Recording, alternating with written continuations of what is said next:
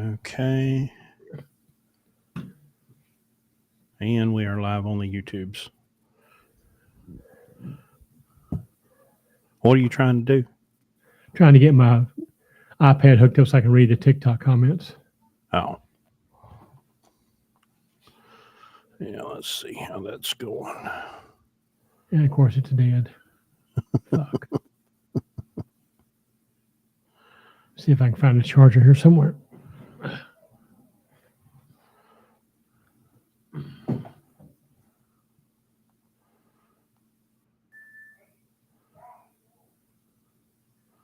Yep. Okay. Yep. It is live. All right. We will be official here in just a minute. Yep. That popped in. What did you do?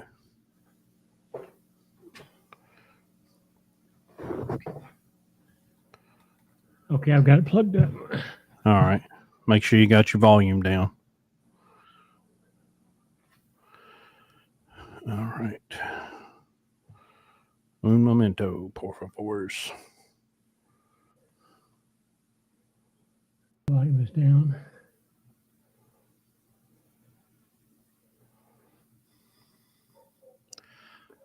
Yes. Email it to loads, LOADS, at blueribbonlogistics.com. Level 4, but in the parameters, there was no.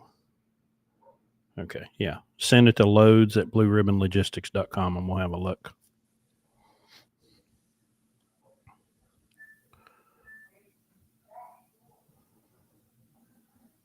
You got an alarm beeping or something? I do. Do you? No, I do not.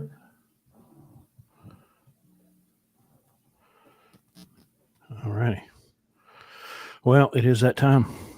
Good evening, lunatics. It is June 14th. We have been away for a couple of weeks. I had some family stuff going on last Friday, and we were preparing to come down to beautiful Nags Head, North Carolina, where I now sit on the last day of vacation.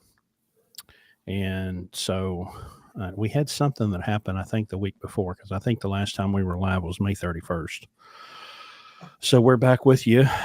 We have the shop, the MD Alignment Shop, opening Monday. So Larry's coming to West Virginia, and he's going to be there for a little bit, help get the shop started. So we'll talk about that in detail and how you can get set up to get an alignment there at CAMS.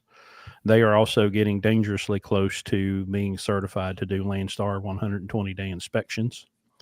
So we'll let you know, make an announcement when that happens. So if you're a BCO and you're coming through and you want to get a quality 120 where your truck actually gets inspected by someone qualified that knows what they're doing, that's what we're looking to do. We're going to have, if you go to blueribbonlogistics.com/alignment, this is where you will schedule your alignment. We have time slots on there. Now keep in mind, if you want your truck aligned, it's going to have to be inspected first to make sure that it is capable of being aligned, that the suspension and steering and all that stuff is in good shape. So, be patient with us while we kind of get used to things and get all of our processes worked out. But all appointments will be scheduled on the website. I'm not sure how to handle that with like the dealer locator on their website. I guess I'm going to see if maybe they'll just put a link there, because we've got to have it set up to where you can schedule those,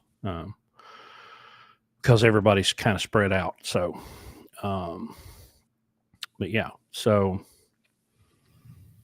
Evan said, how hard would it be to turn up the volume? Well, brother, I've got it turned up as much as it can go. So if we turn it up anymore, check, am I loud enough? You're way too loud, especially when you do that. Check one. Okay, that's better. So you'll have to, you'll just have to either, I don't know, use Bluetooth or something. So yeah, I love KG's asking about an oil sample. So you can send that in and we'll have a look at it. Oil sample result email. Okay, I'm looking for it. I don't see it yet. My mic was email to loads, Chris. Yep, but I don't see it yet. So No, nothing new. We'll keep an eye out for it. So yeah, pretty much everything right now is about the shop. You know, we've got the fleet going pretty good. We've got some contests and things going for revenue. We've got a $500 contest going on right now for who has the highest revenue in June. So that's going to be kind of fun to watch to see who pulls that out in both divisions too. By the way, yeah. So yeah, in both divisions, be $500 for van and $500 for platform. Whoever has the top revenue. Yeah, top revenue. Sorry, I'm distracted. I've got a truck broke down in Louisiana, and I'm watching texts come in, trying to keep up with what's going on there. Because surprise, surprise, TA doesn't have somebody that knows how to put on a starter. Did they have the starter? They actually do have the starter. That is a surprise. Which, of course, I had to get the part number for them. You know, because that's way outside there. I'm surprised we didn't have to find it on the shelf and tell them they had it. Right. It wouldn't be the first time. It would not be the first time, which is unfortunate. We have gotten a lot of TikTok traction here lately with videos about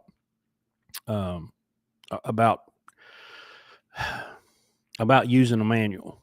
You know, we've had Kyle working in the shop the last 2 or 3 weeks, and I have always made the terrible assumption, you know, that someone knows how to do an overhead, and I found out pretty quick that if you'll just use the Detroit Series 60 manual and you follow the procedures, you get a much better overhead, but much better results than I have ever seen in all of my years of operating trucks and you know, and having overheads done. I've never personally seen that much of a difference. You know, someone's running overhead, and I'm like, well, it, you know, pretty much seems like it didn't change. But Kyle's done overheads on 4 or 5 of them now, and every one of them has reported a significant difference in how the truck runs and performs. So, and not even all of them were our trucks; they were outside customers. Yep.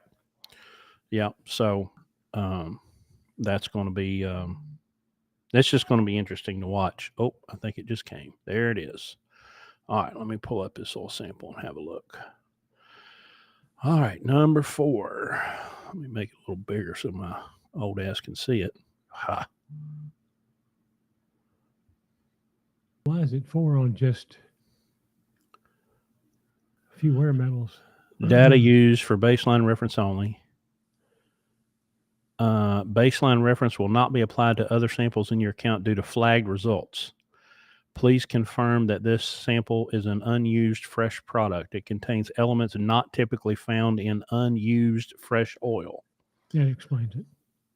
So this was sent in to get a baseline, and it doesn't appear to be new oil. Well, it says, so it says the lube time is 31,000 miles. No lube change. No lube added. They did do a filter change. Well, it shouldn't be submitted as a baseline then, because they're looking for brand new unused oil on a baseline. But I've never seen. Oh, I see. Okay, sampled May 24th, received June 3rd. There's your problem. That when you see that in yellow on your oil sample, that means that the sample is too old. Yeah. You have got to make sure, folks, when you take your sample, get it in the drop box immediately. Do not lollygag around and drive around with it. So part of their issue could be the fact that it was received. What is that? 10 days after it was sampled, almost 10 days.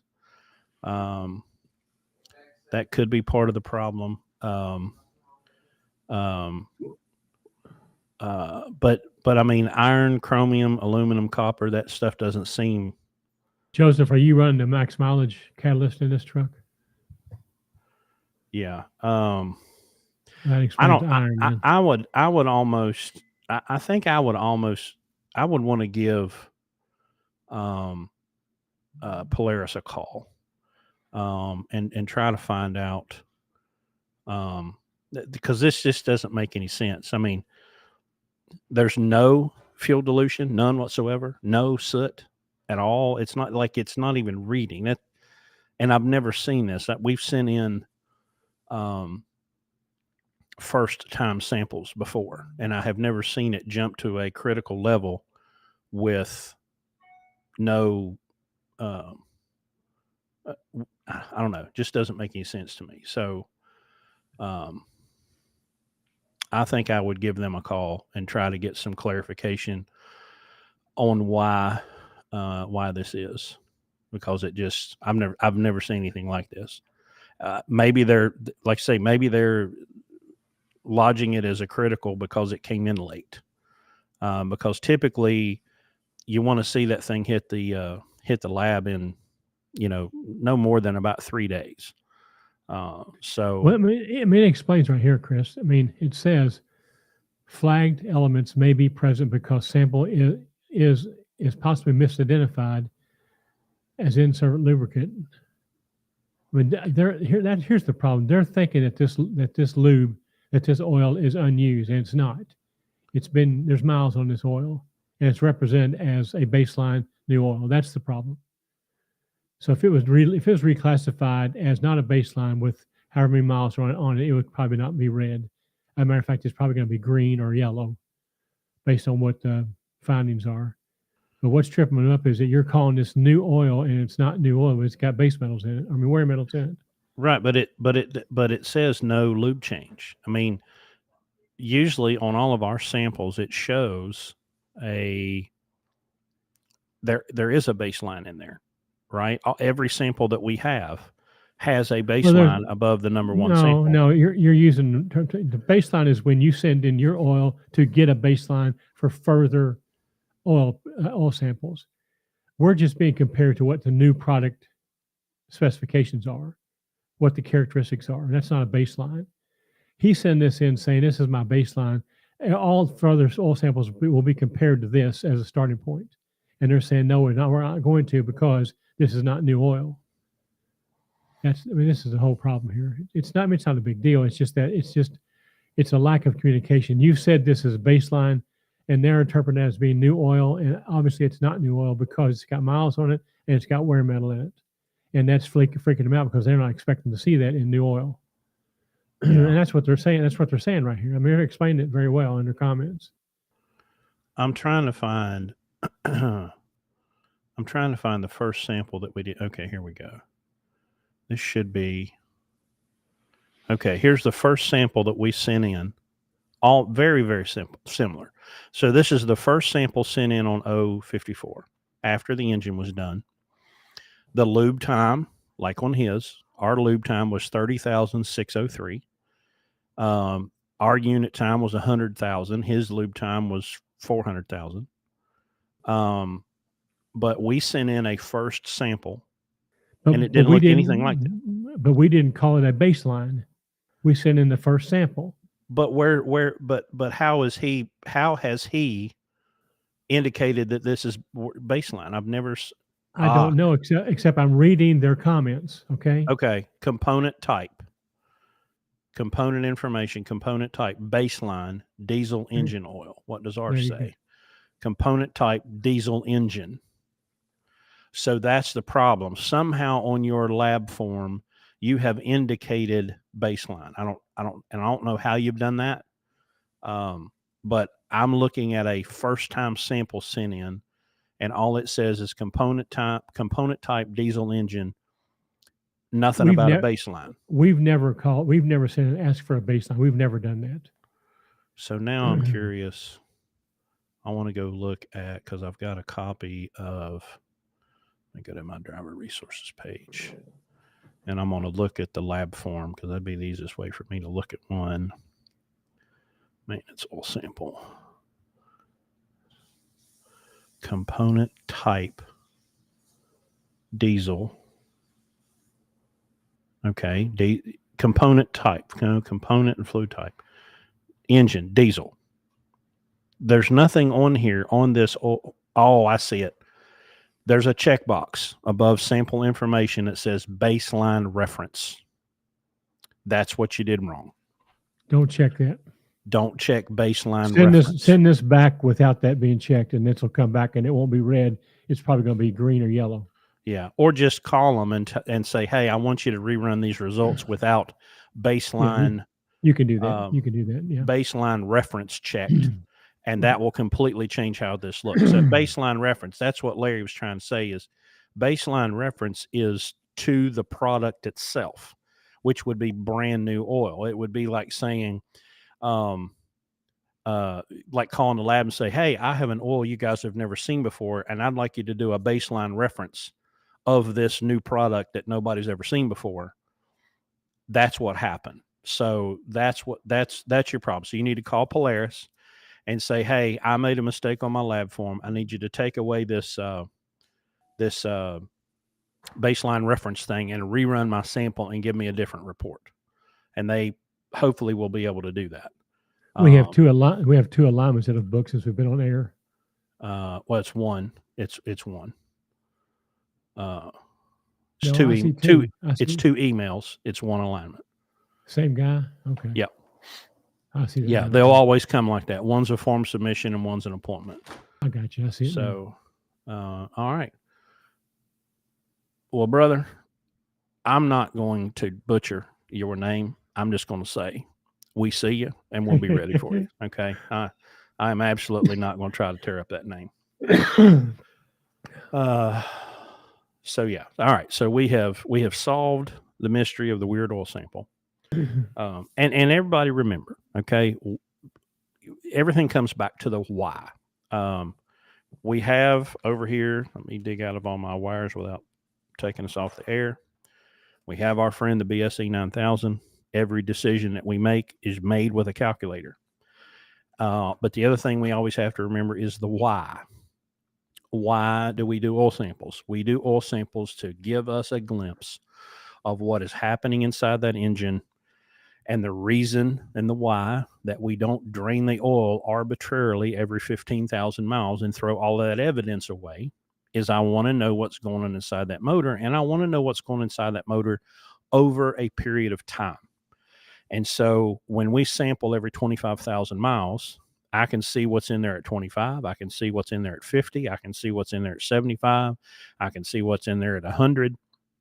We're adding oil, which for some of those of you that are new to the industry in the last 10 years, and you're driving trucks with X15s and Volvo engines and DD15s, those engines, those new engines do not use oil like these old trucks do. Okay.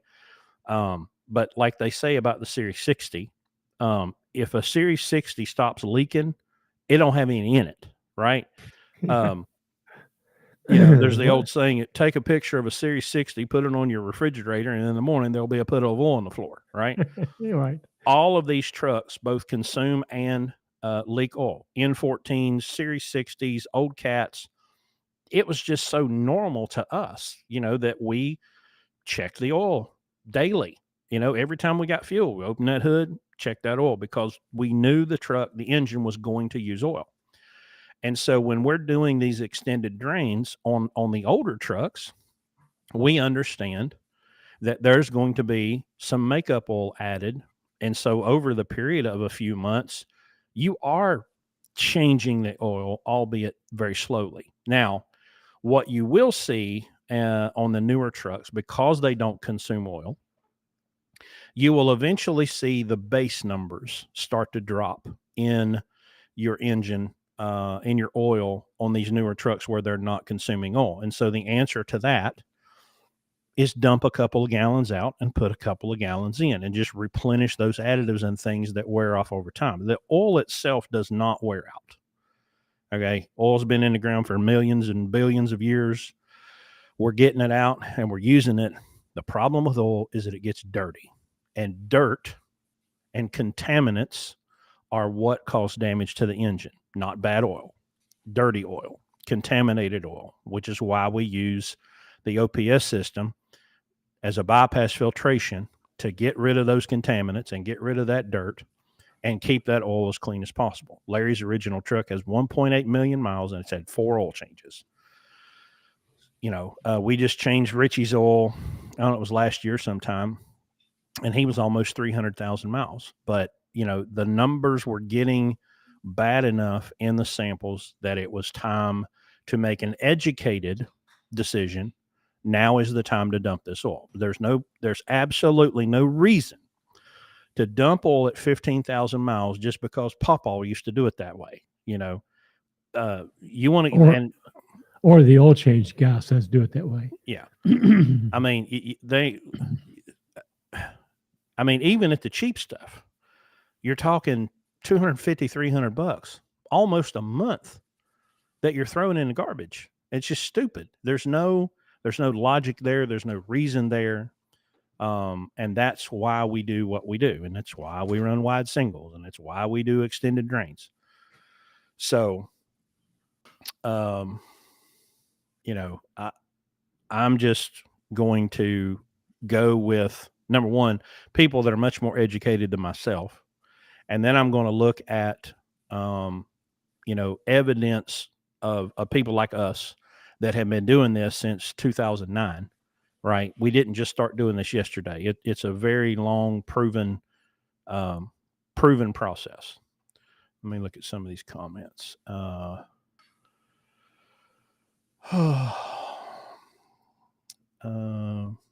do you think about Ritchie Brothers auctions for buying a truck? No, nothing about Ritchie. The auction part is the. Yeah, we have always, let me answer it this way. We have always held that a truck is a tool. Okay. And there is given the amount of money that a truck can make in a year or 5 years, there's a reasonable amount of money to spend to acquire that piece of equipment. Okay. And up until now, we have landed on about $40,000. Okay. You're all in. You're investing $40,000 into a piece of equipment that should get you $150,000 to $200,000 return. So over 5 years, that 40 should turn into 800 to $1 million. Okay, that's a good number. Now, the average owner operator makes $65,000 according to ATBS. So 65. Let's just go 5. Let's see. Kind of go 65,000 times 5. It's $325,000 to do what the average is. So you're talking about a 10% investment of that to get what you're going. We think you should be making 150 to 200 as an owner operator in this market, any market. Okay. So given that we have a number that's around $40,000 all in to get a truck purchased and prepared to go on the road. If you found it at an auction and you could get it, which, let's be honest, the truck market's in the toilet right now. So auctions they're not going to be overpricing trucks. So Larry has bought trucks at auctions. I've never been a part of it. I don't like the pressure aspect of it. I would much rather find it locally, Facebook Marketplace or whatever, go look at it, smell it, taste it, touch it, put my hands on it. But I'm not saying that we absolutely wouldn't go to an auction, but I want us to lose the kind of the mysticism surrounding. Oh, it's, I need to go get an auction to get a cheap truck. That's not the case. And the further this market goes, the more desperate people you're going to find that want to unload a good truck, for whatever they can get from it. There's going to be a lot of bank repossessions out there. A lot of those are going to go through auctions. But I don't. It's not a black and white thing. It's, auctions are good or auctions are bad. We have always just found them mainly on Facebook Marketplace, and we'll go look at them and be like, okay, well, it's got the bare bones. It's got the right gears. It's got the right transmission. The frame's good. We go on and move on. We're usually talking to the person who's owned it for a few years, so you get a little perspective on the deal. At an auction, there's just nobody to ask any questions of. You might find an owner's name in the paperwork somewhere, but again, you're not dealing directly with somebody who has driven that truck for miles, bought it, got the service records. I mean, again, it all comes down to the money. I mean, if you're going to go buy a truck and pay $5 or $10,000 for it, and it's a decent truck like we talk about, it doesn't matter where you get it. I mean, we've bought trucks sight unseen before. That's just as bad as an auction. We've committed to buying it and then drove up there and then got it after we've already paid the money. We've done it more than once. So auction really is no different. It just depends. I mean, I'm not going to spend $40,000, $50,000 in auction because I want to investigate more into what I'm buying.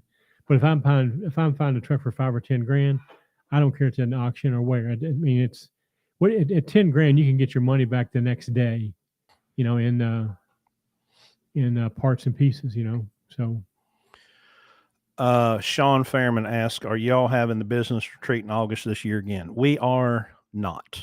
We have had our hands full this year. We are not going. Go ahead. On that topic, something that you and I are going to talk about here probably this weekend is that, we've always had people say, look, if we can't come, can we see it online or can we get a video of it? We've never done it because I feel like that retreat, as you called it, it takes it from a transactional event to a transformational event. People that come there and invest the time, money, and the, and being there, they actually internalize what we talk about and they leave there transformed. You don't get that buying something off the internet.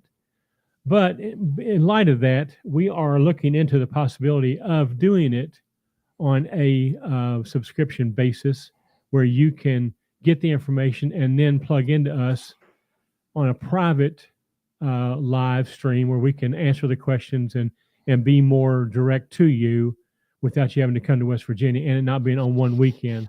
It could happen all year long. But that's still in the talking stages. We're working with a guy who does this very well. And, we're just going to see what it looks like, how if it works for us. It makes sense. We're doing everything now that we would be doing then. We just don't call it that. Mm-hmm. And we would have to actually produce the content, which, that's not a big deal either. I mean, we do it, quite often here at orientations. I mean, says the guy that's not going to be doing all the producing. But produce is not the word.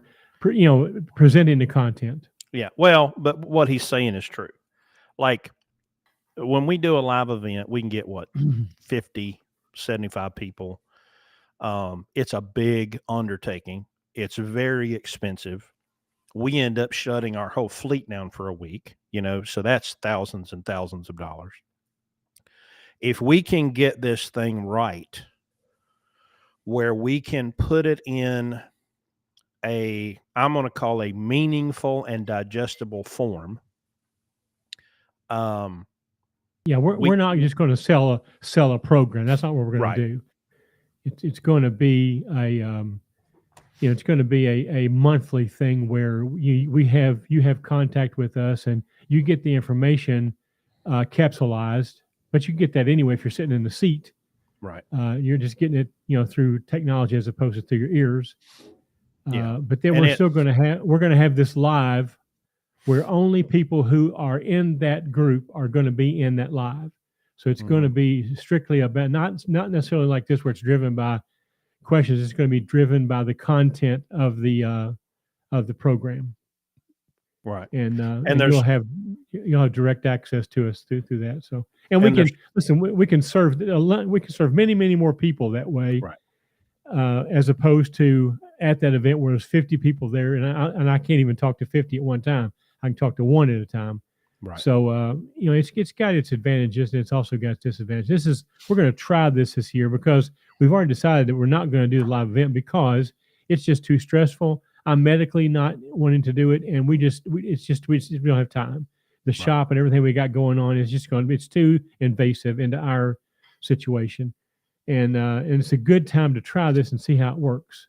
If it doesn't work, we go back to what we did before. If it does work, it's great, So we're willing to sort of roll the dice and see how it looks. And this is Chris's wheelhouse, this thing, and so if he gets behind it, I feel like it's probably going to be great.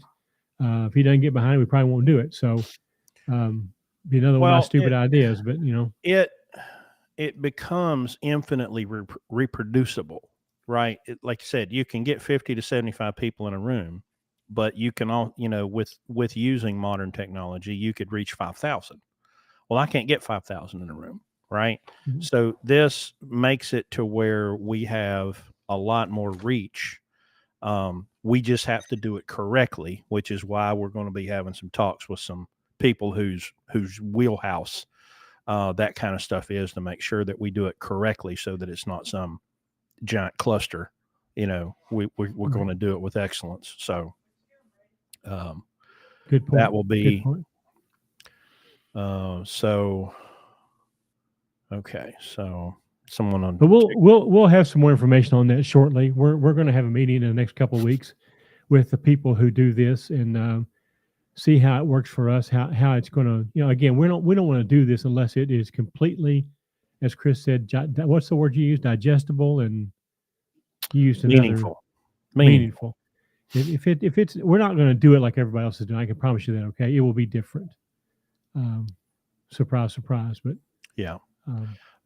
We do install the OPS at the shop. Mhm. We're working on getting a scheduling page made for that as well. That one will probably be a little more rudimentary, but we will have to get the unit shipped in for your specific truck. So looks like you'll be here on Monday, so we can get that set up for you.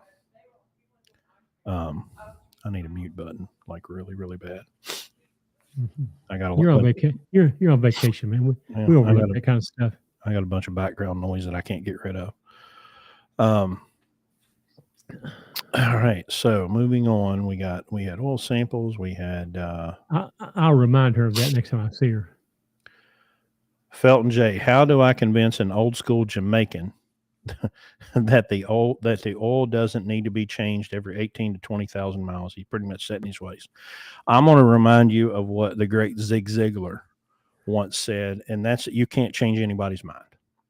However, you can give them information with which to make a different decision. Now,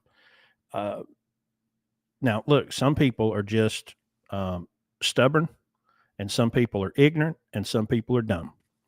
And some people can never be convinced, no matter what evidence you present to them, they will never, ever hear it. And so a lot of times you just have to be willing to say, okay, well, have a nice day. I had to learn the hard way, and I learned it in this business. Never argue with an idiot. They will drag you down to their level and beat you with experience. And I have literally caught myself about to have a conversation with an idiot and just walked off. So, Hence the shop we're opening. right.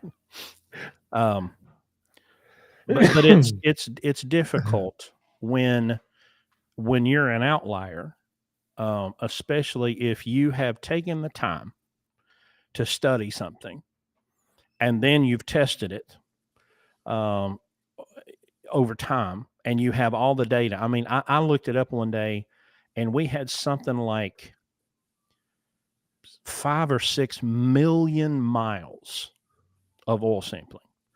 and we had 5 or 6 million miles of tire data and fuel mileage data.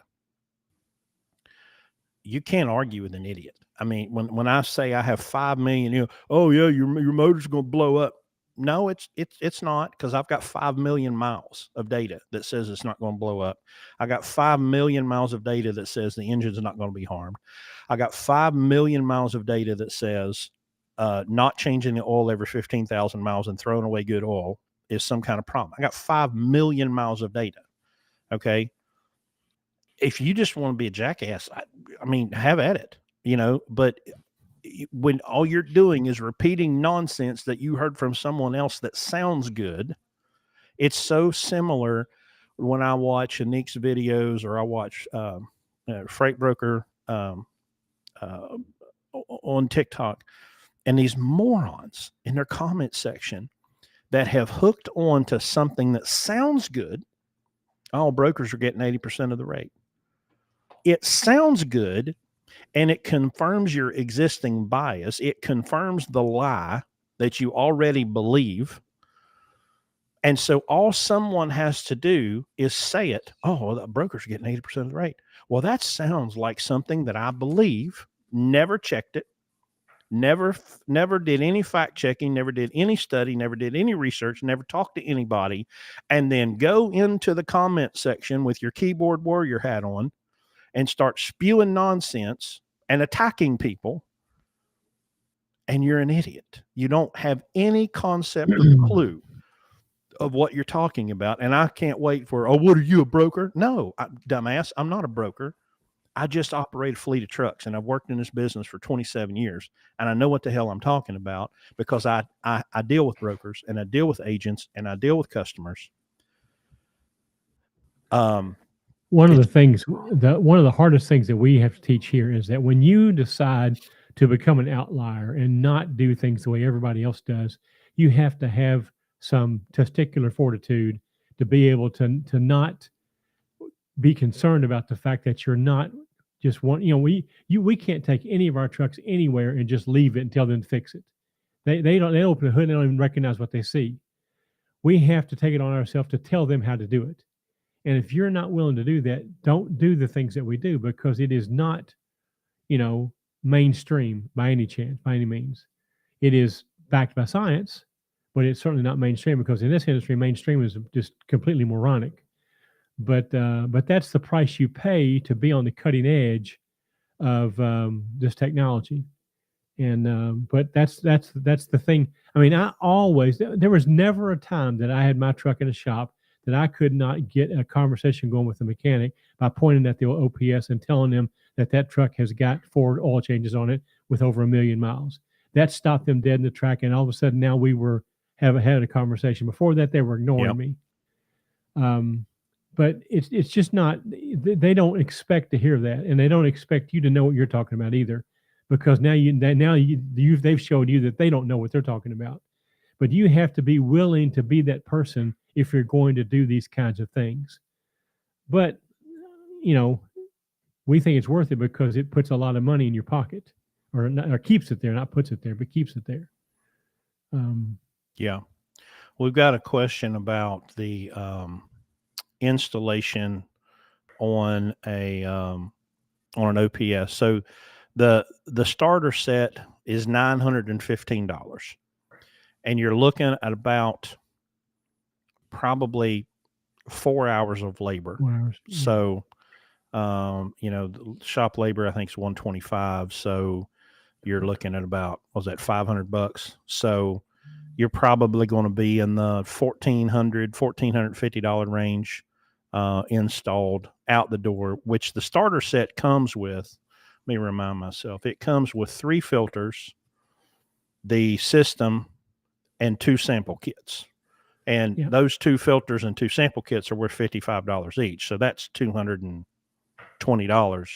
right there in stuff that you're getting with the kit. But that comes with everything needed to put it on your truck. So you ought to be around $1,400, and then you're going to be good for about 50,000 miles, because you've got your first 2 samples and first 2 oil change or filters. filter changes done. So no money in trucking. Right. Yeah. There's no money in trucking. Everybody's going broke. Do you guys run? I'm sorry. I think that says ProLube oil. No, we run Rotella T6 5W40 in our trucks. Now the Cascadias, the DD15s, we run at Mobile Extreme Full Synthetic 10W30. But in all the Series 60s, we run T6 5W40. And the main reason is availability, right? You can get that all at Walmart. It's not to say that other oils are bad or not as good or whatever. I mean, what it says is, if I need a gallon of oil, I don't want to have to buy it by the barrel.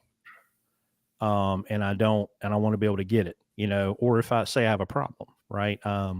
We had one time where the dipstick, or not the dipstick tube, but the oil fill tube got a crack in it.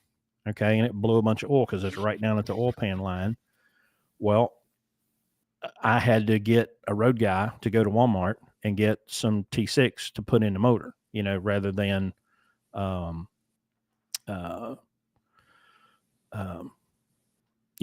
trying to find just whatever special oil, right? Why not 1540? Fuel mileage. We run 5W40 because it's thinner, and that creates less friction and less drag inside the engine, and we get better fuel mileage. Looks like we got somebody here that's wanting to fight. Freight Runner 1. Oh, that's the one that said no money in trucking. Put your numbers on the glass. Okay. Our numbers are out there for everybody to consume. Right. Well, I'll tell you what. My numbers are, as soon as I find my damn spreadsheet, year to date, $3.26 per loaded mile with 20% deadhead. We're third week of June. We're $924,185.13. So we're at Landstar, wherever, Landstar takes all of our money, and everything sucks and everything's terrible. And the agents are all crooks, and everybody steals from us. $3.26 per loaded mile for the year. And last year, I think we ended at $3.21. So, and by the way, this year, which is the worst year ever in trucking, we are $250,000 net profit ahead of this time year to date last year. That is correct. Now, if you are a loser, and you want to sit in a truck stop and whine and complain and find somebody, you want to blame the president, you want to blame Congress, and you want to blame the brokers, you want to blame the big carriers. I mean, listen, if you want to be a loser and you want to sit with your thumb up your ass and blame everybody else on planet Earth for your problems, well, that's super easy. Okay. It's super easy, but it takes about 10% more effort to not be a douchebag that sits around in the truck stop and whines and complains and poor mouths and tells everybody how bad everything sucks. But I mean, this is episode 208. So, I mean, we've been talking about this for a while. So for those of you that see comments like that and want to know how to run an actual successful, sustainable trucking business, come on in, but people like that are always going to be there whining and bitching and complaining about how somebody else's fault, that their business sucks because they suck. They're lazy. They don't want to get off their ass and go to work. But if you want to get up and hustle, the money's out there. But the other big problem with that is that most of y'all are too selfish and narcissistic to put the customer's needs ahead of your own. And you think the axis of the universe runs through the top of your precious little head. You'll always lose. And it's so easy to do this because our competition are you guys. So it's so easy to outperform guys that you're talking about. I mean, you're our competition. I mean, we had one of our drivers. She issued a challenge to her colleagues in our platform division that for the month of May that had 5 Wednesdays, so there were 5 settlements. She said, we need to set a goal of $50,000. And she almost hit it. I think she was 47. Hell, she almost hit it in three. She almost hit it in the third week. Yeah. She was mad at the holiday because the holiday cut one weekend out of her running. Let's see. She did $45,324.87. At Landstar. At Landstar. That's a young lady pulling a Conestoga. And she ran her ass off. She ran a bunch of miles. But she did $45,000 in 5. And if not for that holiday cutting that settlement short, I think the next load, well, I can tell you, the next load paid, it was short because of the holiday. It was only $1,400. So, but she'd have been almost 47. Not bad, you know. Any words of advice for a guy just getting into trucking? Yes. If you're just getting in, that means you're going to some carrier. I don't care who it is. You stay there 1 year. You don't quit. You don't leave. You're the problem. The carrier's not the problem. The dispatcher's not the problem. Their freight's not the problem. You are. You don't understand the industry. So I don't care how bad you hate it. I don't care who dangles 52 cents a mile in front of you. You go to that first carrier. I don't care who it is. Do not let somebody pay for your trucking school, especially a carrier. I know there's some government programs and this, that, and the other, but do not go somewhere where you get stuck with an automatic transmission restriction on your license. And if you've got to go deliver pizzas or whatever you've got to do to get $5,000 or $6,000 to pay cash for your school and don't go into debt for it, do not go to Prime or CR England or whoever the hell else it is that gives you one of these automatic transmission restrictions and puts that noose around your neck to strangle you and make you a slave so you can only work for 5 or 6 really big carriers. Go pay cash for your school, get it done, learn on a manual transmission, then go somewhere. I don't care, US Express or Schneider or Transport America or probably not Western Express. They're kind of the new Swift. I don't care who it is. Go there for a year. Doesn't matter. Just go do it for a year and keep your nose clean. And just shut up. Okay. Put the blinders on. The blinders on. Keep your nose clean, and just do it for a year. Just keep the damn door closed. Mm-hmm. Get out and look, for Christ's sake. I just got a text from a new guy the other day. He's like, "Well, I backed into some guy's mirror." Get out and look. Just open the damn door if you're not sure. Don't hang out with truck drivers. And don't hang out with truck drivers. Unless you've got some really thick mud boots, you know, that you can wade through all the bullshit you're going to hear. So no automatic transmission restriction, pay cash for your school. Then go to a carrier, stay there 1 year, 365 days. Okay. Every carrier, every one of these big carriers, y'all, they've got 1,000 accounts. They've got drop and hook accounts. They've got local accounts. They've got regional accounts. They got all this different stuff. Go there and learn. Okay. Learn how to read a map. Okay. Learn who your customer is and serve them. And learn who your customer is. Because if you ever aspire to be in business in trucking, you're going to have to figure out who the customer is, and it's not you. You are the servant. And so you need to have the attitude of a servant, and you need to have the ability to put other people's needs ahead of your own. You're last. When you're in business, you're last. You're dead last. You're the last person on earth that gets paid when you're in business, which means you need to do a really good job so that there's some money left over for you at the end. Okay. So think about it. We tell you that if you'll do trucking the way we do it, you should net taxable $150,000 to $200,000 a year as a single truck owner operator.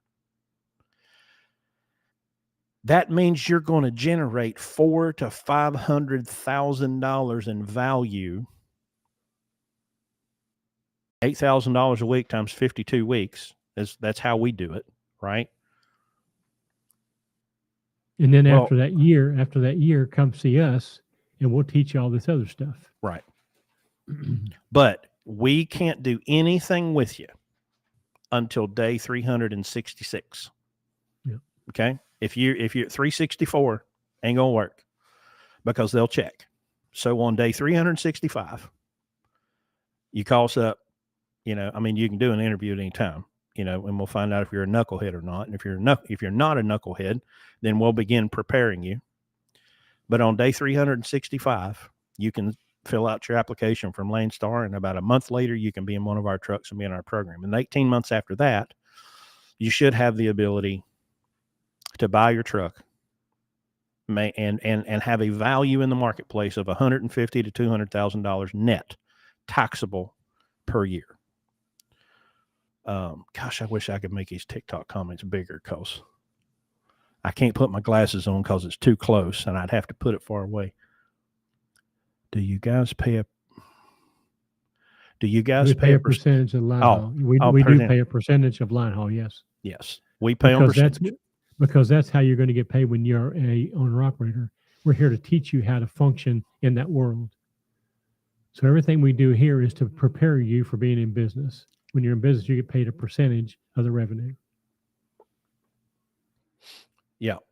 And fuel surcharge goes to the truck, not to the driver. That is correct.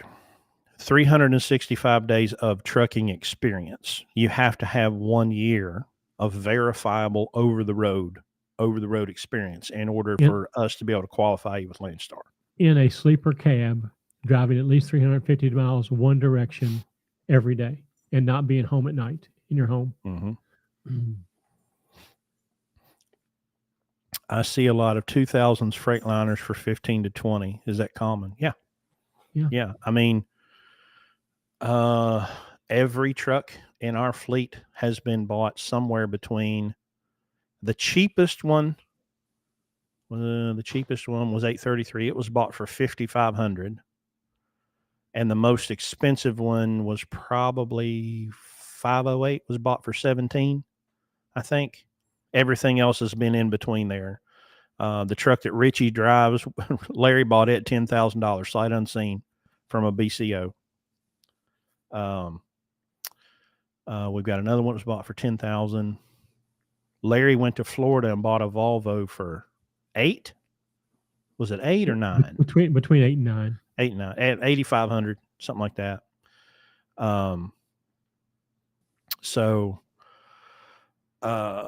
Yeah. I mean, but again, back to you might not have heard this part, but what we're looking for is $40,000, right? You want to be able to buy the truck, get it in your possession, and then go through it and make sure that it's mechanically sound and safe to operate, reliable and efficient for $40,000.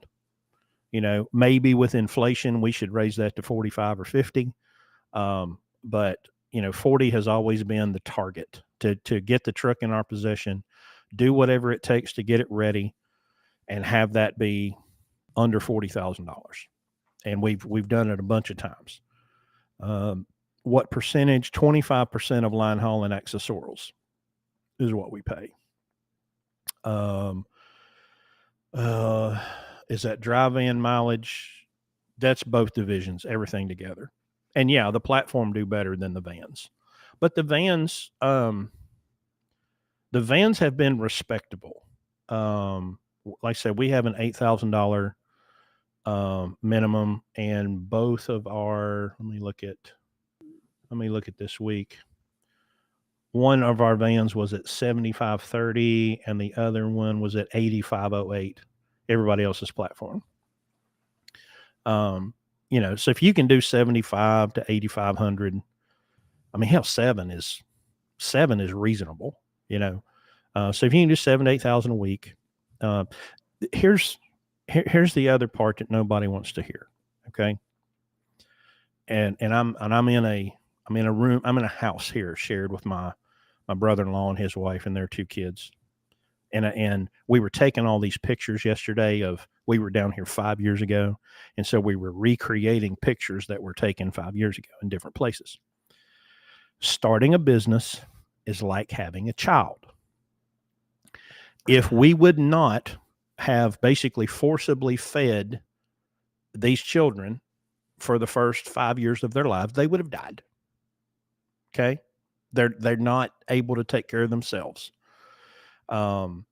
We've had to watch them very carefully, and we've had to think about their well-being 24 hours a day, 7 days a week, 365 days a year. And we have now 2 of them that are 18. And we can start beginning to release some of that authority and some of that responsibility and place that on them. But when you have a new business, you are going to have to work harder than you've ever worked in your life. So this idea that you're a company driver, truck driver, doing whatever, and you're running 3,000 miles a week and you're doing it, 50 weeks a year because they won't let you go home, right? If you think that you're going to buy a truck and work less, do not buy a truck. Do not go into business thinking that you're going to work less than your non-self-employed counterpart. You are going to work 24 hours a day, 7 days a week, 365 days a year. There's never a time when you're not in business, right? You're going to go to bed thinking about it. You're going to wake up thinking about it. And if you will work like an absolute animal for 3 to 5 years, you will build something that has the sustainability like a grown child, okay? You will have something then that has some intrinsic value to it that you can begin to scale it, and you can hire other people, and you can make it to where maybe you have 2 or 3 or 4 or 5 trucks, and you have people working for you, and you don't actually have to do the driving. But please, y'all, please, please, please, please, for the love of God, do not believe this lie that you tell yourself that I hate this dispatcher, and I hate their rules, and I hate their dash cam, and I hate all their stuff. So I'm going to go buy a truck so I can work less. Well, go ahead and get the bankruptcy attorney on retainer, because you're going to need them, because you're going to end up broke, desperate, and stupid. You cannot go into business. And it don't matter if you're buying a Chick-fil-A or you're going into as a construction contractor or you're washing car, doesn't matter. When you go into a business, it takes 100% of your life, sometimes more. But if you will put the work into it, it will do things that being an employee could never, ever, ever provide for you. But if you're not willing to put that work into it, please, for the love of God, don't do it. I was born with a disability, so if I were to get my CDL, I'd be stuck with an automatic. Okay, that's okay. The automatics have gotten to the point where they're manageable. We're told from people that have a lot more experience with them than we do, that you can get 1,000,000 miles or more out of them if you take care of them and you drive them properly. Now, you have to be ready, because we put a transmission in a Cascadia and it was $9,300 just to buy it, plus labor. Okay. So, I can swap a 10-speed out in like 8 hours for $3,500. So you're going to spend triple on a transmission. But if you've got a disability that prevents you from driving a manual, then, it is what it is. You just have to plan better. You have to know that I've got a $9,000 transmission under my feet. So number one, I better be good to it. And number two, I had to be prepared for that. That's just part of the deal. I ran 6 months with a company, paid CDL, then straight to a company with $2,000 plus a week. The difference more than covered the price of the CDL school. Okay, I'm not going to say that that's a terrible idea or that doesn't work, because I'm sure it will. And, I don't know if you've heard, there's a driver shortage. But to me, the best advice is just pay for your school, and then you have that mobility. If you get somewhere that really, really, really sucks, you're not tied down. I mean, you have more option. We have more options when you're not obligated to somebody. right. And if it works out, it works out. But what if it doesn't work out? right. It's one of those things. Everything works as long as everything works. Well, you just learn if you've lived long enough. It's just I'm going to take the least risky path. So I want you to be free. And the best way to be free in the beginning stages of a trucking career is to not go into debt or into some kind of servitude. My buddy Philip Huff on TikTok was talking the other day about some contract you've got to sign to drive for Western Express. You know, I mean, just go crash your car into a ditch. I mean, that's what you end up doing there. But guys, listen, stop signing shit you don't read. Because listen, we've said this 1,000 times. If you actually took the time to read and understand that lease contract, you wouldn't sign it. And if you took that lease contract that they won't let you leave the building with to an attorney, the attorney would slap you across the face with it before they would let you sign it. You know, they'd probably sue you for being stupid and wasting their time if you signed that contract. There's plenty of companies, okay?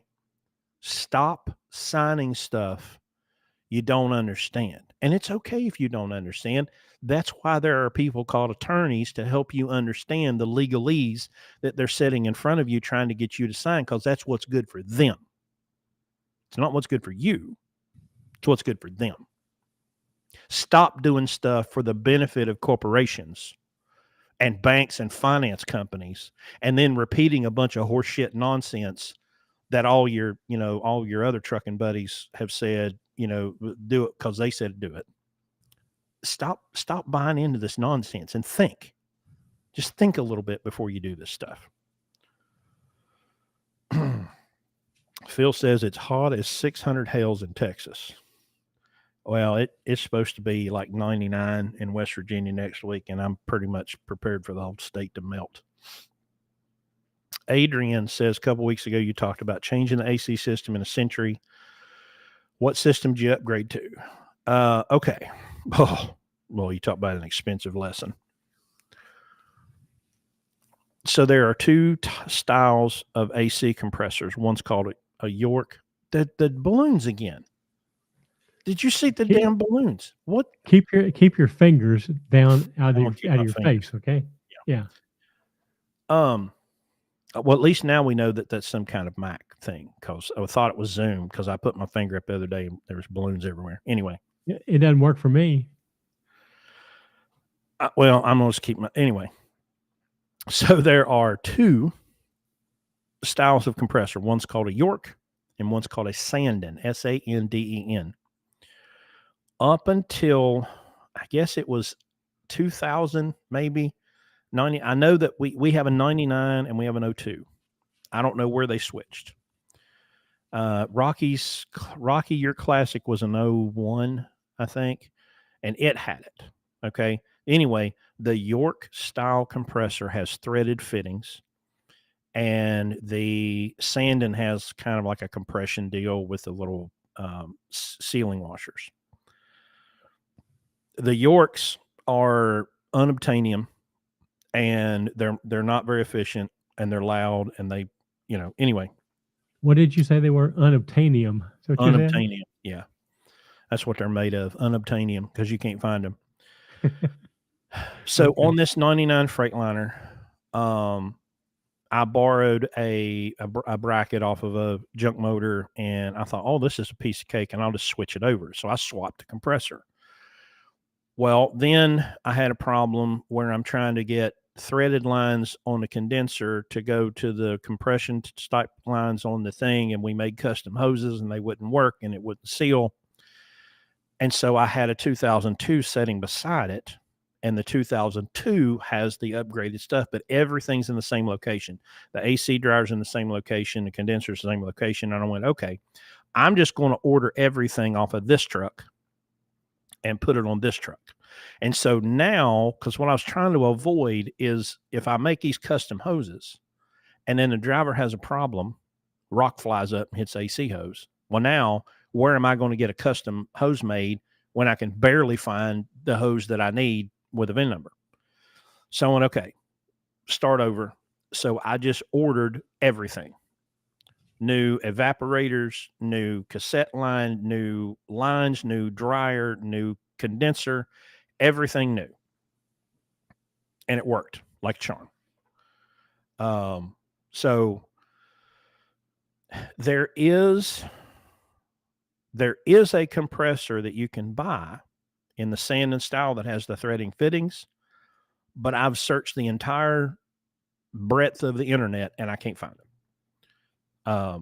So take it with that what you will. Because I even found a distributor at the truck show, and all they do is condensers and radiators and compressors and all that stuff. And we went through their entire catalog, and I could not find a sand and style compressor with threaded York fittings. But I've seen them. I know they exist. I just can't figure out where the hell to buy them. So now going forward, I have a truck with 2 VIN numbers. If I have an AC problem, I've got to use this truck's VIN number on that truck. So that hopefully that clears that up. Clear as mud. Phase Shutter says if I do the piece on Apple products, I'll get balloons. I have all Apple products Phase Shutter, and I'm not getting any balloons. Just so you know. I'll be damned. You'll love this. Anthony Sanders said my AC stopped yesterday and I went home. Well, bad subject here, Anthony. Move on. Well, sometimes you got to put wax paper on a seat, keep your candy ass from sticking to it.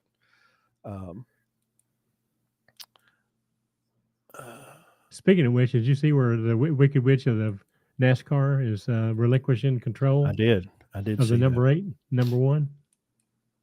I did. Oh, yeah. Scott Sharp says, look at community colleges for CDL school. I think you're going to get a much better education if you go. A friend of mine years and years ago went to a trade school in Oklahoma. And dude, it was a massive facility. They had a private driving track and all kinds of wild stuff, versus my truck driving school, which was in a parking lot behind the Nashville airport with little portable trailers.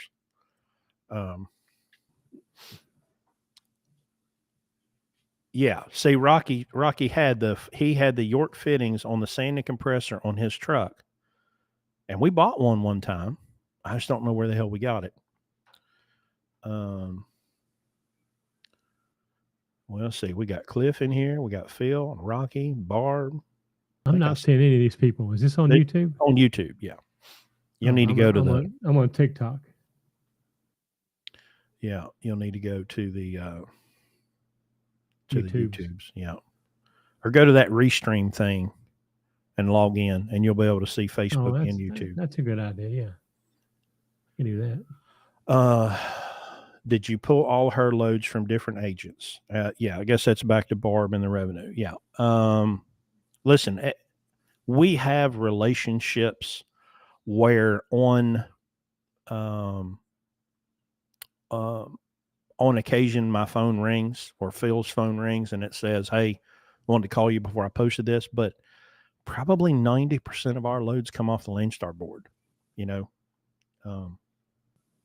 We're just better at it than most people.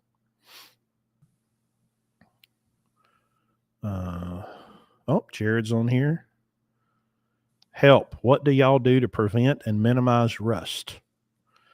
I'm going to tell you what I learned from YouTube from Sleeper Dude. Sleeper Dude is a guy that rebuilds like old cars. Really, really great channel. And he bought this old 64, was it a Fairmont? Yeah, 64 Fairmont wagon. Had been sitting in the junkyard for like 35 years with the windows down. and it was in rough shape. So they pulled all the floor pans out and got down to something to weld to, and he got this squirt bottle out with this green stuff. And I can't think of the name of it right now, but I bought some. I bought a gallon of it at Ace Hardware, and it's a rust inhibitor. And when you spray it on rust, it turns it black.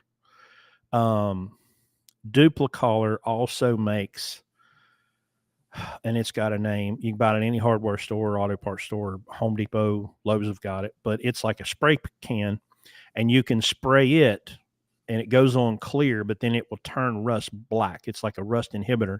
And then you can just spray over it with paint. So that's what I've been doing on the older trucks. When some of that rust gets started, clean it off with a wire wheel, shoot it with some brake cleaner, hit it with that rust inhibitor, wait 24 hours or don't, and then just shoot it with some spray paint. And it does a really good job. Phil says wash the truck. But yeah, that's about all you can do, or don't ever go, north. Have you ever had a load to New York City? Was it difficult?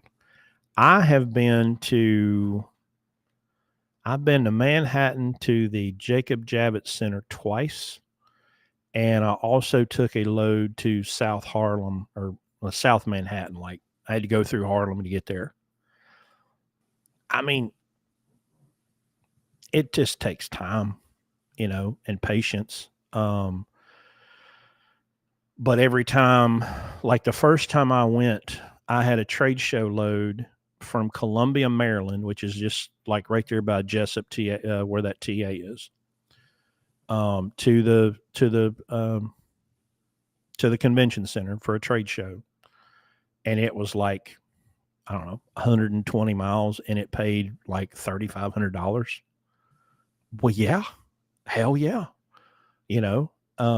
Now getting down there, and you have to understand that when you park, because there's nowhere to park, right? So you're just going to pull over somewhere, like close to the Javits Center or whatever. Or when I went to the southern tip of Manhattan, I was just sitting there waiting for my turn, and they're going to come up and give you a parking ticket. And little meter maid will come up. That's probably some sort of an inappropriate, offensive thing, but that's what I call them. The little parking pirates, they come up and they issue you $150 parking ticket, and then they don't touch it. They go stick it on your mirror so that the next person that comes along knows that you've already got your parking ticket. And then you turn it in with your bill of lading and they pay it. And I've always been dying to know. I would love to know how much UPS spends per day in parking tickets, because when you're rolling down Broadway and you get over there to 42nd Street or 51st Street or wherever it is, and every one of those UPS trucks has a ticket hanging off the mirror because they're double parked. They must spend an absolute fortune in parking tickets in New York City. Richie says, I'd rather swim with gators with chickens zip tied to my legs than go to New York City.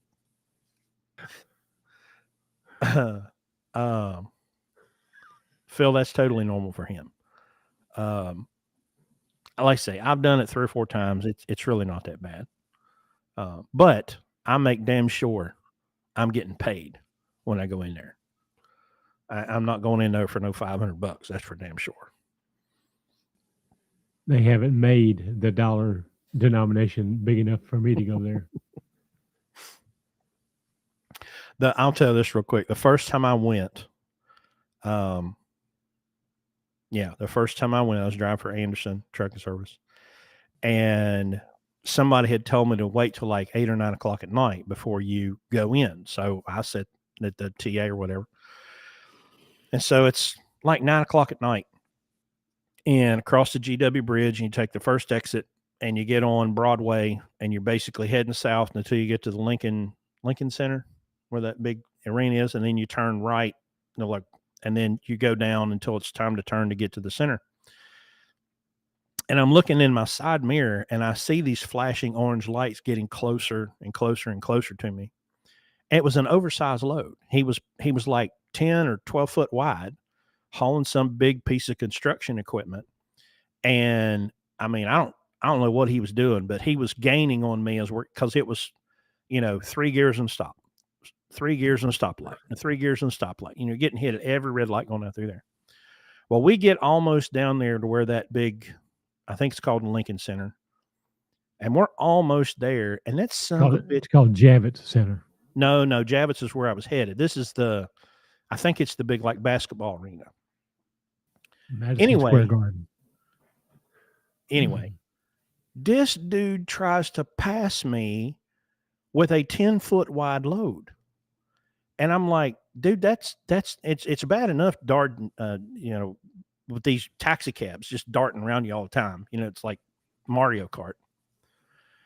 And he tried 2 or 3 times. He kept sticking his nose out there trying to get around me. And finally, about the 3rd time, I just hooked it left and I put him up on the sidewalk and the light turned green and I just hauled ass. But I'm like, what kind of moron tries to pass you with an oversized load on friggin' Broadway at 9 o'clock on a Friday night? Phil says that's how those platform guys work, man. Yeah. Curious on y'all's take on 2 trucks that I know are not what y'all like, but necessary for my lane. Well, here's the thing. What's necessary for our lane may not be what's necessary for your lane, right? People that live in California can't run lunatic trucks. And you have to be very, very careful with that word necessary, okay? Because that's always not the case. Yeah. I mean, just, what's really necessary, right? Should I still run max mileage in a non-EGR 12.7? Also, how do I get this son of a bitch mile per gallon into the 7? 2013 Coronado Glider, 13 speed, 343 rears. Okay, well, 343s with a 13. All right, here's your questions. Oh, I can't do fingers. Number 1, what kind of tires you have? Number 2, what are they inflated at? Number 3, how fast do you drive? What's number 4? In that truck, aerodynamics. Is it a full condo or is it a midroof? So answer those questions and I'll tell you how to get into the 7.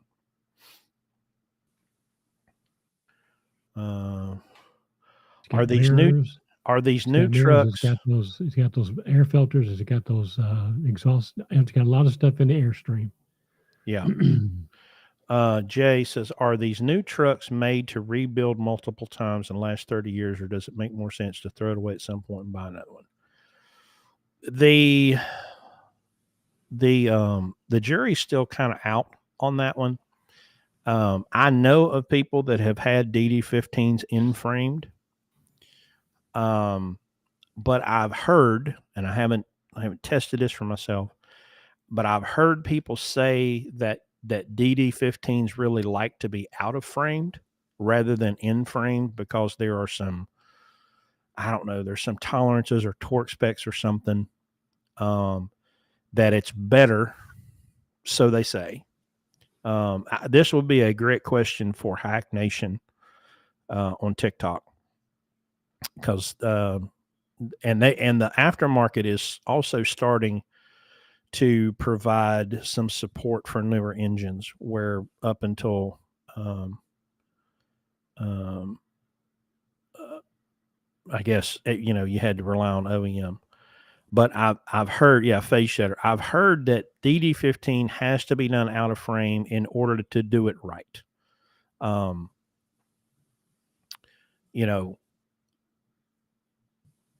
I know, like Herbie did an in frame on a DD15 a year ago, and we haven't heard, any bad about it.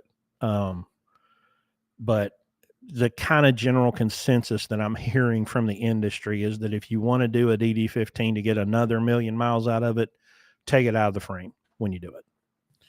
Are we going to buy any Tesla semis? Negative. Negative. I don't want anything to do with a damn Tesla semi. Any other tricky cities to drive in or deliver to? Listen, I would rather drive in New York City than Philadelphia or Pittsburgh. I hate Philadelphia with a passion. And I hate Pittsburgh. At least when you're going into New York City, you know what to expect. Pittsburgh and Philadelphia are awful. I hate them. And I'm not a big fan of Baltimore either. And I haven't been up there since that new I mean, downtown Chicago, it can be rough, but most of the time you're going up 294 into the suburbs, and it's really not a big deal.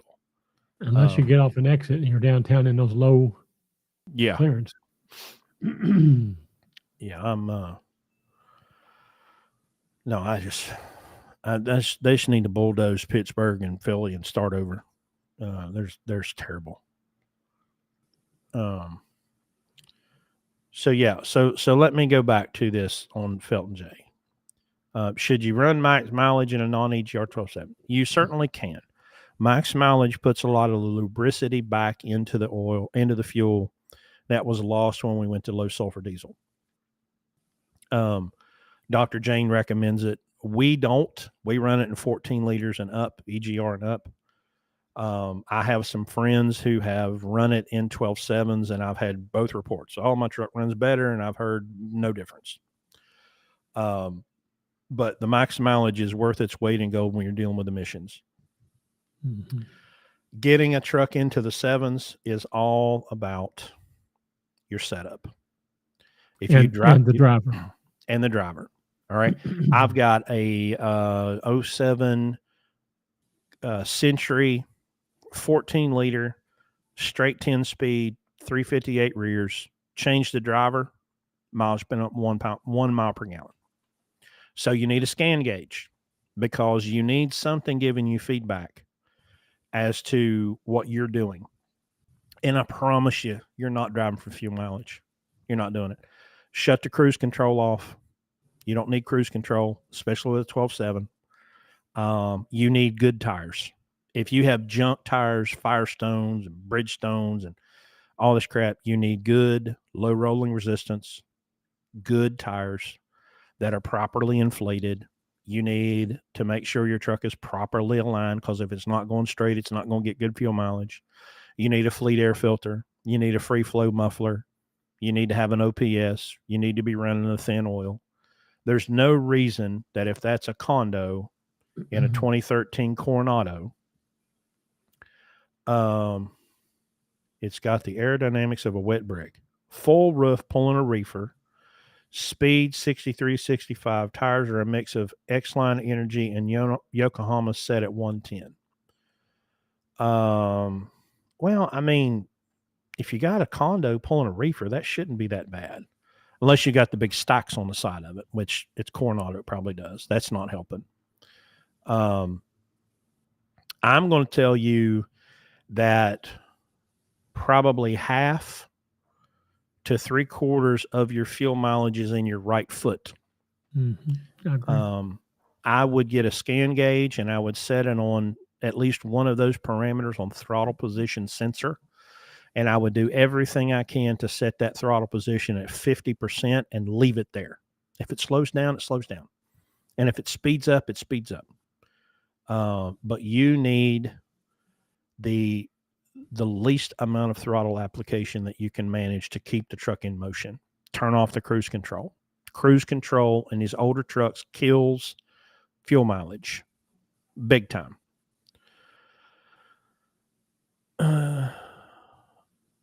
Oh, nice. Face shutter. I got my super singles with Michelin X-Line on my 18 Cascadia and shut off the cruise 8.4 to 8.9. That's what I'm talking about. I could not imagine driving cross country without cruise. Well, my foot, listen, I promise you, if you had a Freightliner sitting here right now, that I could turn the key on and I could lay my foot on the throttle and it's going to go to 51 and sit there. My muscle memory is set for all of these years of just 51%, and it's just a resting position for my foot. and I'll sit there at 52 to 55%. And if the truck slows down, it slows down, and then on the other side, when it speeds up, I'll just let it go. But 55%, just letting it sit right there. It's not that big of a deal, especially when you see the difference in the fuel mileage. And Rocky has a good question. Has your overhead been properly set? Which, as we have learned, probably not. So, and I bet the wheel bearings aren't right either. Yeah. I mean, it's a game of tenths, a tenth here and a tenth there, and you will eventually get a mile per gallon. But I'm gonna tell you, so much of it is in the driver, because how you shift, how you get through the gears, how much throttle you're using to get it up to speed, how fast you drive. How fast you drive. We've just seen it so many times that, you change a driver and it goes up a mile per gallon or down.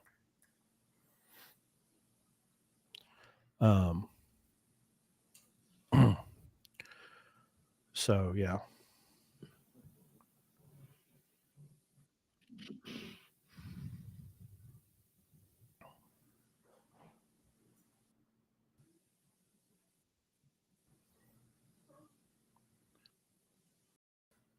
I'm trying to order my oldest human resource and bring me a drink. Let's see. More comments. Boss said the engine was rebuilt sometime the last year. I'm not exactly sure when it was done or who done it. Well, I promise it needs done. I promise, especially after, you rebuild an engine, you probably ought to do it about 50. We do it at 100. Some say, 70 or 80, but we do it at 100. And it's made a significant improvement when it's done correctly by the book.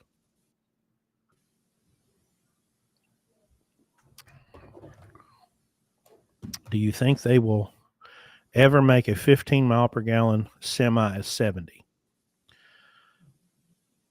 I think if not for the unreasonable, immoral, and unconstitutional actions of the federal government when it comes to emission standards, and the OEMs had not have to spend billions with a B, billions of dollars on this emissions nonsense, that trucks would be getting in the 10 to 12 all the time. But they've wasted so much, so many resources chasing this emissions horseshit that, it'd be amazing what kind of suspension technology we would have, steering technology, tire technology, engine technology, transmissions, the whole deal.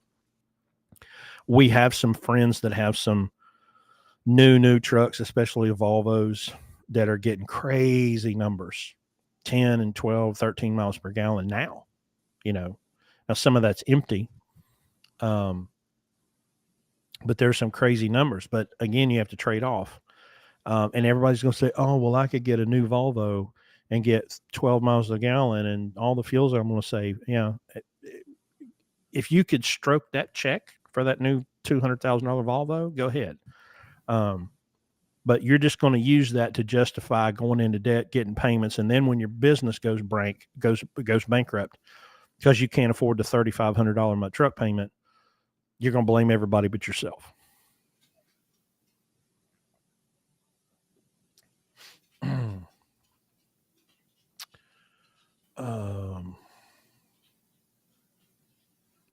What is the highest paid load per mile you've ever seen?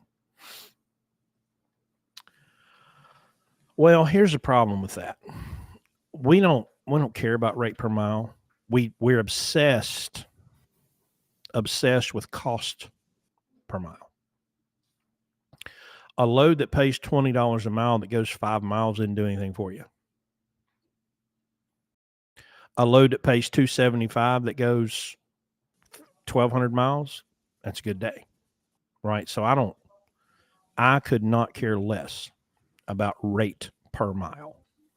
It works out in the end, but we book loads based on revenue and revenue only, revenue per day. That's how we decide whether a load is worthy of being hauled or not.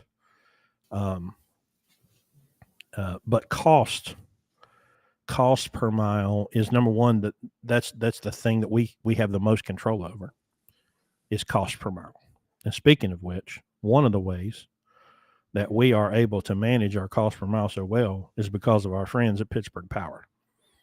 We are stocking distributors for the Pittsburgh Power. The max mileage fuel-borne catalyst, the Flashpoint cetane booster, OPS oil purification system. We have been Pittsburgh Power customers since 2009. And they have been sponsoring us now for a couple of years, and we appreciate them. So if you talk to Pittsburgh Power, let them know that you heard about them on the Blue Ribbon podcast. And they have electrical engineers, and I mean they have the best of the best up there. And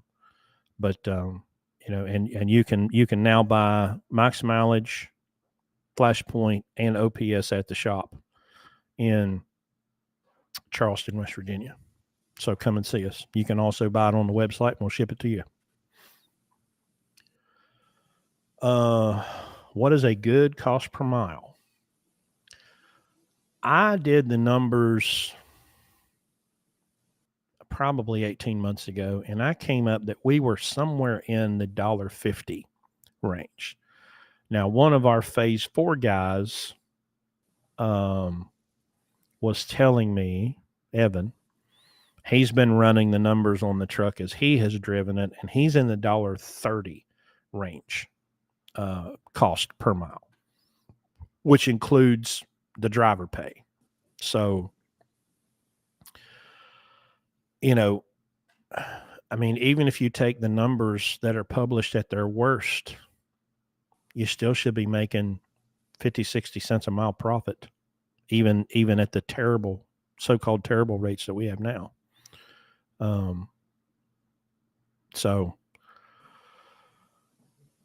But that's the main thing that you have control over, is your cost per mile. You can't control the rates. You can't control the load to truck ratio. You can't control the economy. You can't control all of the things and the people that are involved in that, but you can make you behave. And that's the biggest key to success in business, is controlling your costs. You get as much revenue as you can get,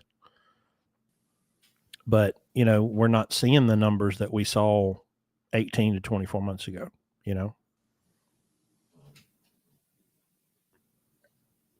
How much without driver pay? Well, I mean, we pay drivers on percentage. So that's an insignificant number. So it's like, how much would it be without a truck, without fuel? I mean, it doesn't matter. You can't operate a truck without a driver. Right. Yeah, really. You can't. It doesn't matter. I'm going to guess that a driver at that low number, driver is going to be 40 cents of that or something. So it's probably going to be under $1 for everything but the driver. But like Larry said, you can't have a truck without a driver. So it makes no sense. The only way you can is when you drive it yourself and don't pay yourself. That's the only reason you'd ask that question, is that what can you do and not pay yourself? And look, there's a lot of people. There's a lot of people driving trucks for free right now, because they think they need to have a warranty. I got to have a warranty. I can't drive a truck without a warranty.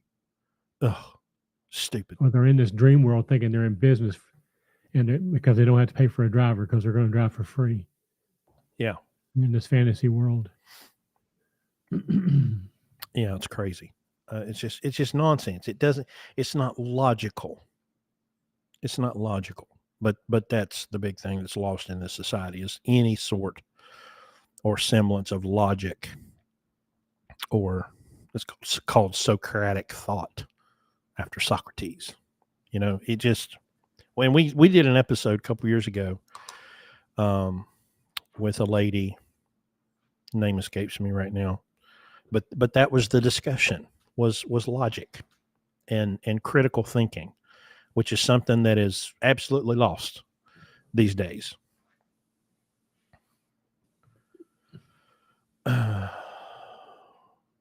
But again, you know, if you are an owner operator, you have to pay, even if you're the driver, you have to pay a driver. Right? The IRS says if you're going to run a business properly, it needs to be set up as an LLC and a subchapter S corporation. The KGB, I mean the IRS, the most vicious, ruthless, well-funded collection agency on planet Earth, says you must pay yourself a reasonable salary. Well, if you've got this truck and this business that you've started and you break your ankle and you can't drive, somebody's got to drive it. Well, you better have some way of paying somebody that's not you. Larry went through that. Larry was in a car wreck, 2013? Mm-hmm. You know, gets T-boned in an intersection and breaks his shoulder and can't drive, you know, and had to put somebody in the truck and have them drive and serve his customers. The truck couldn't just sit there. And so he got a friend of his to get in the truck and drive it, but he had to pay that guy. So it doesn't matter if you're a single owner operator, you have to pay yourself a salary. So you're never going to not have driver pay as a part of your business. It's always going to be there. And you don't have a sustainable business if you're going to work for free. That's not a business. That's a hobby.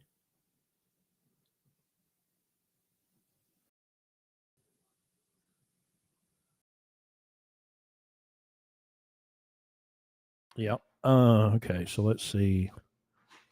Does it take a new set of drives a few days to break in? Yes. Yes. Yes. Yeah. When you feel very squirrely for a few days.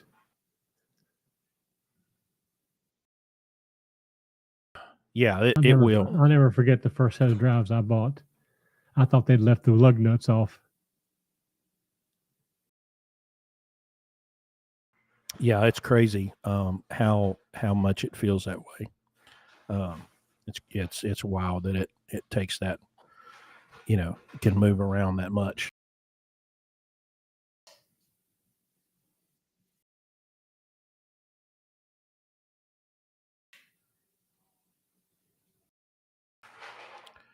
All right. Well, don't forget Monday the 18th. We're grand 17th. Opening. Yeah, 17th. 17th, yeah. So yeah, if you're interested in getting an alignment, you can go onto the website, blueribbonlogistics.com/alignment. It's in the little menu bar at the top. You just go to the main page of the website, and you can reserve an appointment to come through, and you can go from there.